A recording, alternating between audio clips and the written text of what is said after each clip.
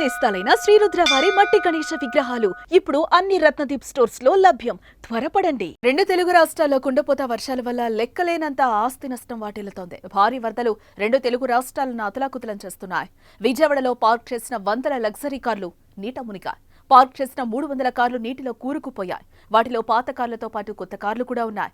విజయవాడలో తాను కొన్న కొత్త స్కోడా కారు పార్కింగ్ పట్టి వైజాగ్ వెళ్లిన మూర్తి అనే వ్యక్తి తన కారు నీట మునిగిందని లబోదీపోమంటున్నారు. వాటిని బయటకు తీసి రిపేర్లు చేయాలంటే తల ప్రాణం తోకకొచ్చేలా ఉందని భయపడుతున్నారు. మరికొంతమంది అయితే అసలు రిపేర్ చేయడానికైనా కుదురుతుందా లేదా అని బెంబేలెత్తుతున్నారు.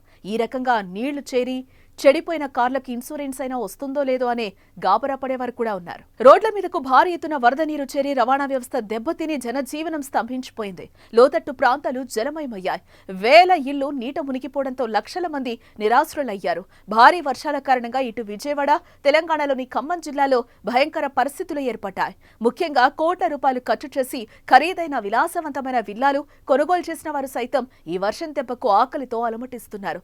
ఇళ్లలోకి వరద నీరు చేరడంతో తీవ్ర ఇబ్బందులు ఎదుర్కొంటున్నారు. ప్రకృతి ప్రకోపానికి పేద ధనిక అనే తేడా లేదనడానికి ఈ భారీ వర్షాలే ఉదాహరణ అని పలువురు పర్యావరణ ప్రేమికులు అంటున్నారు.